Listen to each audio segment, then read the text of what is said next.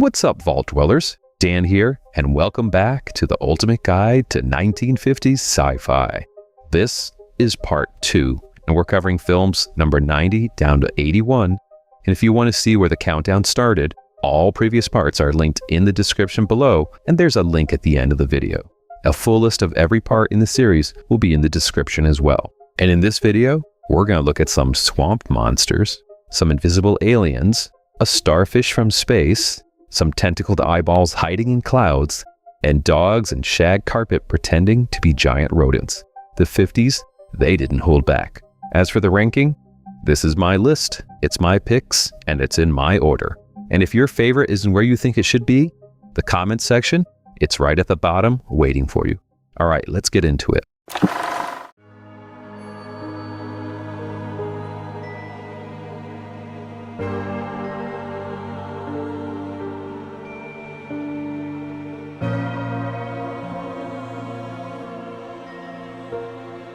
The Alligator People is Southern Gothic meets mad science in a swamp. A woman discovers her missing husband has been transformed into a reptilian creature by an experimental medical treatment. And the whole thing plays out in Louisiana Bayou country with Spanish moss hanging over every frame like a curtain nobody bothered to pull back. You know what most people love about the Alligator People? It's the tone. It's not trying to be fun, it's trying to be sad. The husband's transformation is played for tragedy, not thrills. And the film takes its time, letting you feel how horrifying it would be to watch someone you love become something just unrecognizable. Oh, Paul, she hasn't. Paul, what is it? What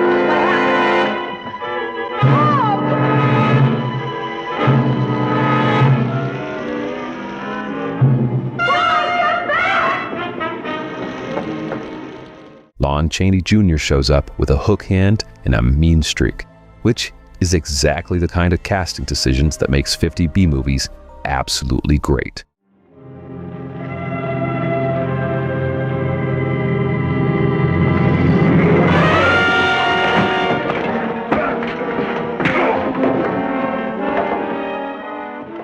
The alligator makeup at the climax, it's kinda rough, but the film around it is atmospheric enough to carry the weight. This is swamp sci-fi with a broken heart. You don't think I'd take the risk after the tragedy I've caused already? But you're causing a worse one to my wife. You said yourself the X-ray was definitely helping. Slight positive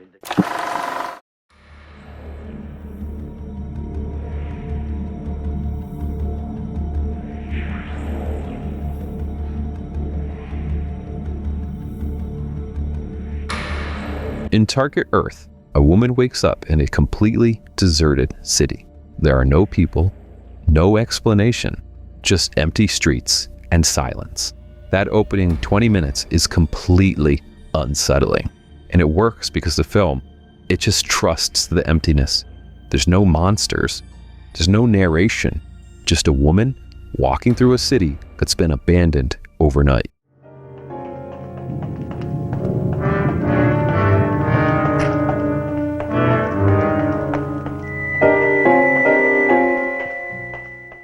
The other survivors show up, and the film becomes this paranoid siege thriller about people trapped in a building while robot invaders patrol outside. The robots themselves, they're stiff and slow, and the budget, it couldn't afford more than 1 or 2 on screen at any given time.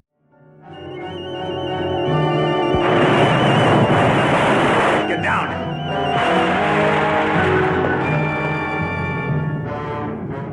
But Target Earth punches way above its weight in the tension department. That deserted city setup is something you'd see later in films like 28 Days Later and The Quiet Earth. And it all started here. A tiny movie with a big idea and just enough atmosphere to make it stick.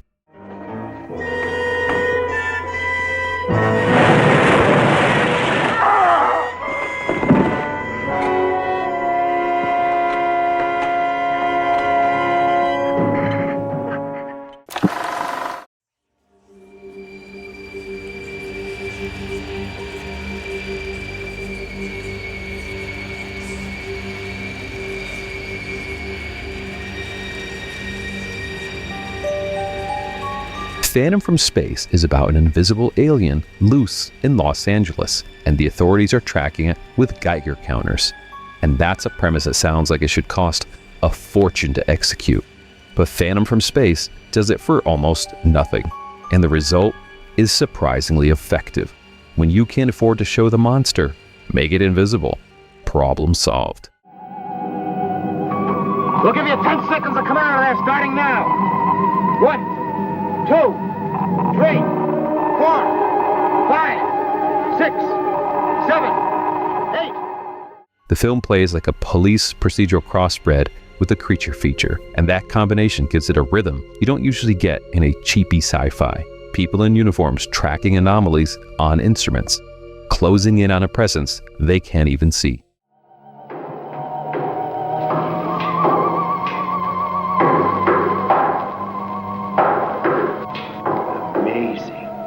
This code again. Look. The alien itself is more confused than hostile, which adds a layer of sympathy that the film almost accidentally stumbles into. The director was Billy Wilder's less talented brother, which is one of my favorite pieces of Hollywood trivia.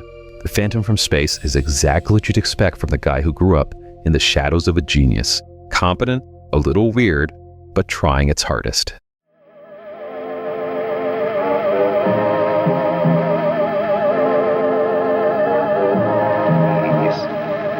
Evaporating.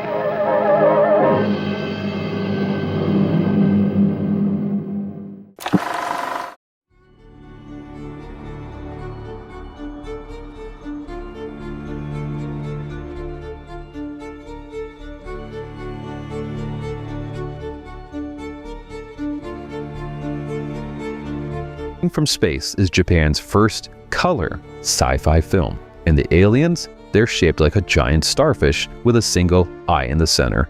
Warning from Space commits to this design choice with just total conviction, and you have to respect anything that swings that hard. Number 18 will act as radio contact. I request, sir, that I be allowed to carry out this project myself. The story has the aliens warning Earth about a rogue planet on a collision course, and one of them shapeshifts into a human woman to deliver the message.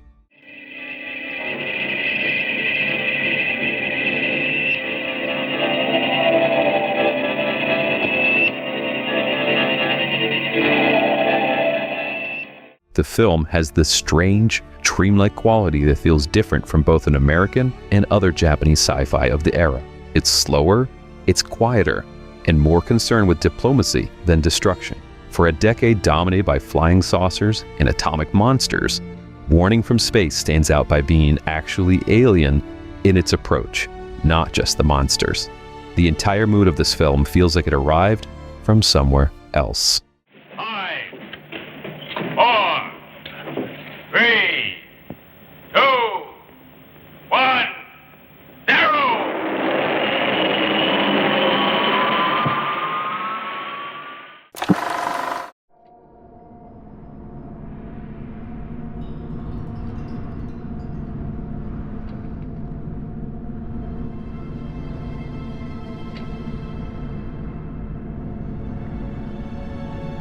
The Crawling Eye is one of my favorite cosmic horrors, and it serves us these tentacled eyeballs living in a radioactive cloud on top of a Swiss mountain.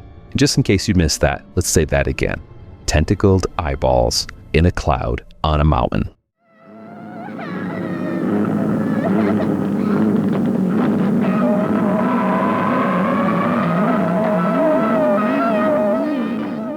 The Crawling Eye is one of those films where the premise alone is worth the price of admission, and the execution, while uneven, delivers enough nightmare fuel to justify its cult following. The first half plays like a mystery.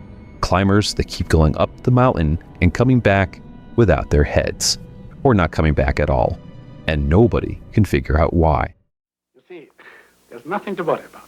It is just unfortunate that this year we have had many inexperienced climbers. And what about the rumors in the village? Well, you know these people, Professor. They are superstitious. The fog bank that just never moves. There's an observatory that keeps picking up strange readings.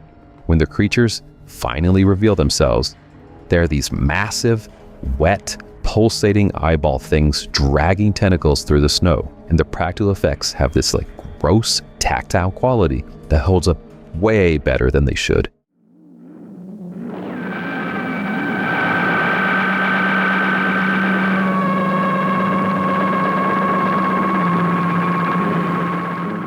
This is comfort food creature horror. You know exactly what you're going to get, and it gives you more than you even expected.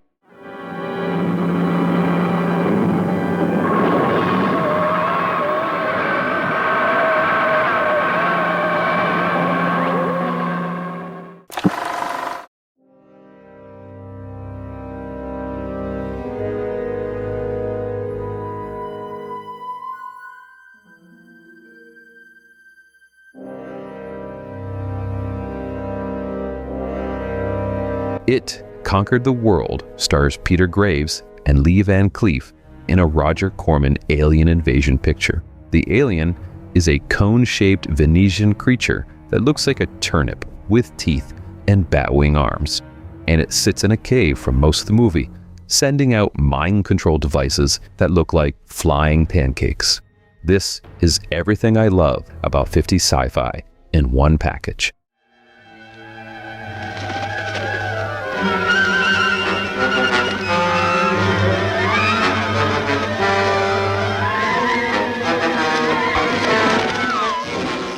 The film works because it takes this ridiculous premise completely seriously. Van Cleef plays a disillusioned scientist who willingly helps the alien take over, believing humanity needs to be controlled for its own good. That's a nice way to greet an old friend. Did you tell me that you were a friend of this alien? Did you tell me you helped it? Sit down, Paul. You're upset. Now sit down and then you'll talk. I want to hear everything. Now you're being reasonable. Yes, I helped him. I paved the way. Told him everything that would make it possible for him to come here. And that's a surprisingly sharp character motivation buried inside a movie about a rubber vegetable from Venus. Graves delivers a monologue near the end about human freedom that kind of hits harder than it probably should, considering what he's standing next to. He learned too late for himself that men have to find their own way to make their own mistakes. There can't be any gift of perfection from outside ourselves. Corman later admitted the monster was too short, and so he made the alien taller for the remake. And he was right, but even at turnip height, the film conquered enough to earn its spot.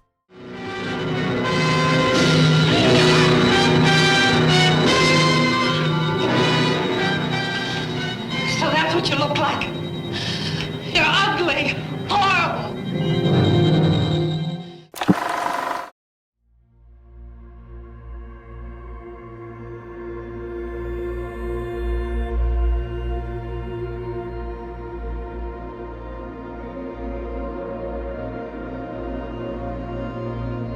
The Atomic Submarine features a nuclear submarine versus an alien spacecraft hiding under the Arctic ice.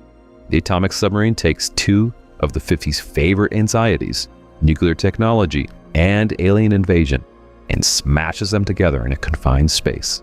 Submarine movies are inherently claustrophobic, and you add a one-eyed alien creature lurking beneath the polar cap, you've really got something. The Cyclops alien design is really weird and completely memorable. It's this wet, pulsing thing with a single enormous eye, and when the crew finally encounters it face to face, the film earns a moment of real sci-fi horror.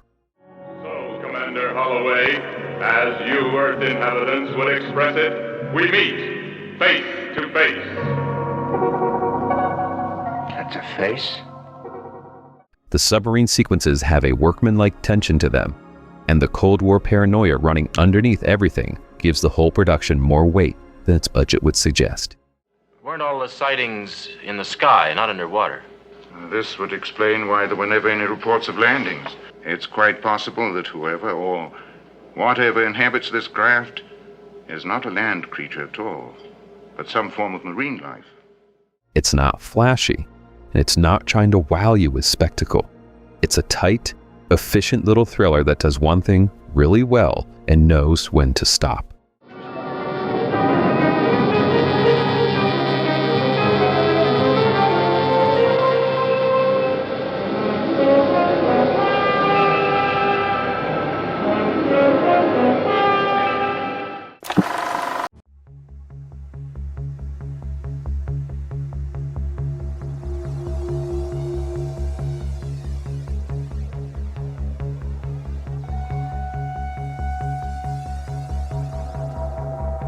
Here it is, the one, the legend, Robot Monster, who is, as you should probably know by now, a man in a gorilla suit wearing a diving helmet with a TV antenna glued to the top.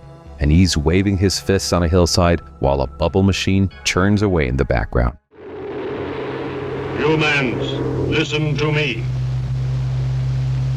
Due to an error in calculation, there are still a few of you left. You escaped destruction because I did not know you existed. Now I know you are. Robot Monster is the Mount Rushmore of so bad it's brilliant cinema. And if you haven't seen it, I can't imagine why, but you need to fix that immediately. Director Phil Tucker, he couldn't afford a robot costume. So he hired his friend George Barrows, who happened to own a gorilla suit, and then just slapped a diving helmet on him. Wish to be a human? Good. You can die a human.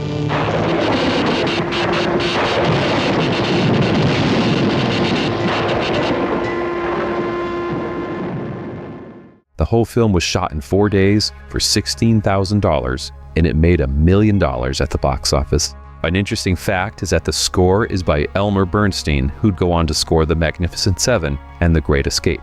He was blacklisted at the time and taking whatever work he could get. The stock footage, it's borrowed from at least 3 other movies.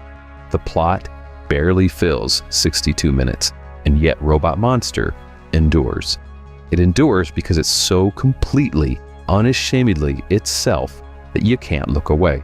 That gorilla in a diving helmet is cinema, Vault Dwellers. Absolute cinema.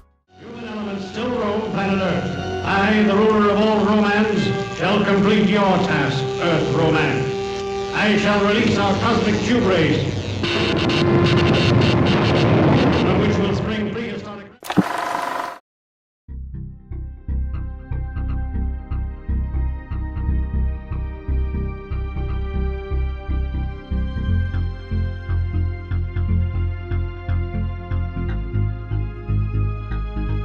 In Catwoman of the Moon, astronauts fly to the moon and discover a civilization of telepathic women in black leotards living in a cave city.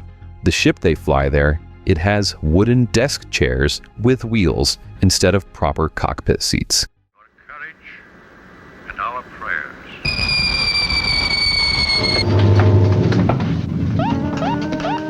Weight balance to right. Something's embedded in our rear section. The atomic chamber. One of the lead actors later called it one of the worst pictures she'd ever been in. They ran out of time during production, and several pages of the script were never even filmed. The ending happens off-screen, and this movie is an absolute gift. I still can't be sure whether you're speaking my language or I yours. We need no language, Helen. We can project our thoughts long distances, as you well know. Someday we will teach you. But here's why Catwoman actually matters. It invented an entire subgenre. Every single astronaut discovers an all-female alien civilization film that came after this, and there are a lot of them, traces its DNA back to this film. The score is by Elmer Bernstein. Again, the guy who did Robot Monster, because when you're blacklisted, you take the gigs you can get.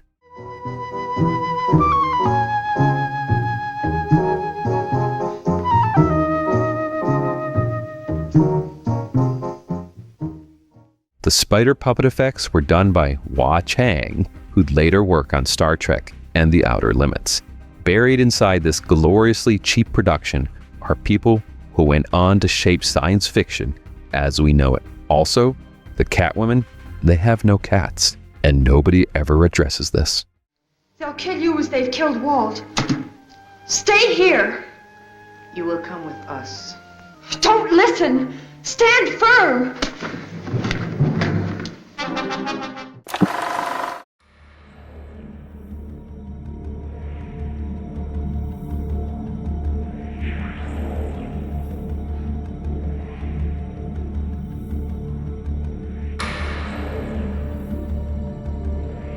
The monsters in the Killer Shrews are actually coon dogs in shaggy carpet costumes with plastic fangs strapped to their faces. And that was the pitch, and that was the sell.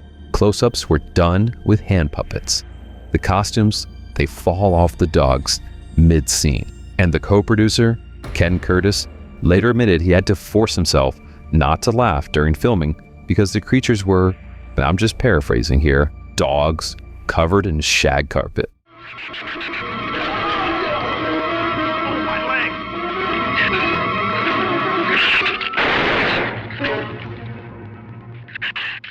And yet this movie actually works as a siege thriller. A small group trapped in a house on an island during a hurricane while mutant shrews dig through the walls trying to eat them.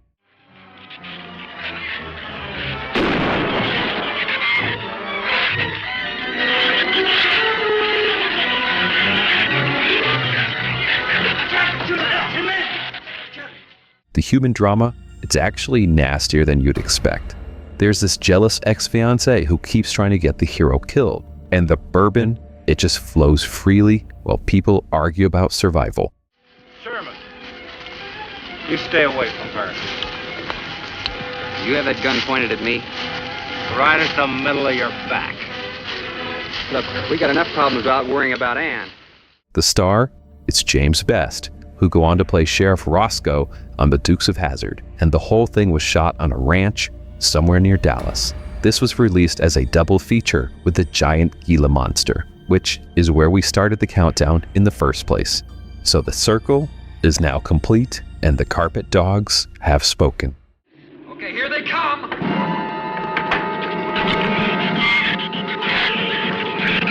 on! Hold on!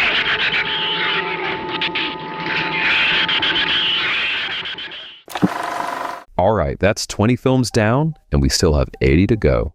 Part 3 is going to cover number 80 down to 71, and that's where you'll get Floating Brains with Glowing Eyes, Hammer Films Before They Found Dracula, and a woman in a silver leotard whose entire movie was improvised without a script. The names get bigger, and the monsters get meaner. If you missed Part 1, that link should appear on screen in just a few seconds. Subscribe if you haven't, because the countdown, it's only heating up. And keep it weird, folks.